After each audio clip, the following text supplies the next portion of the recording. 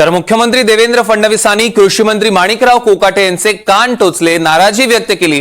पण कोकाटे मात्र म्हणतात फडणवीसांनी तो व्हिडिओच बघितला नाहीये, केवळ मीडियात चाललेल्या बातम्यांवरनं फडणवीसांनी नाराजी व्यक्त केली असं म्हणत कृषी मंत्र्यांनी थेट मुख्यमंत्र्यांना चुकीचं ठरवलंय। मुख्यमंत्र्यांनी जर व्हिडिओ बघितला तर ते नाराजी व्यक्त करणार नाहीत असंही माणिकराव कोकाटे म्हणतात।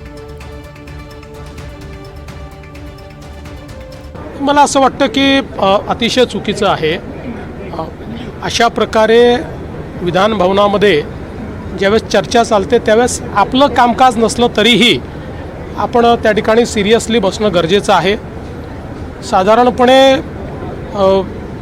एखादे वेळेस असं होतं की तुम्ही कागदपत्र वाचता, बाकी गोष्टी वाचता, पण रमी खेळतानाचा व्हिडिओ हा काही निश्चितच योग्य नाही। अर्थात त्यांनी त्या ठिकाणी खुलासा देखील दिलेला आहे की मी काही रमी खेळत नव्हतो, अचानक ती पॉपअप झाली। पण ते जरी त्यांनी सांगितलेलं असलं तरी एकूण जे काही घडलेलं आहे ते काही आम्हाला भूषणावं नाही। मुख्यमंत्र्यांना ब्रीफ मी या ठिकाणी केलेलं नाही, माझ्याकडून मुख्यमंत्र्यांना सांगण्यात आलेलं नाही आणि त्यांच्याकडून चौकशी पण झालेली नाही आहे। त्याच्यामुळे त्यांचा समज होणं साहजिक आहे।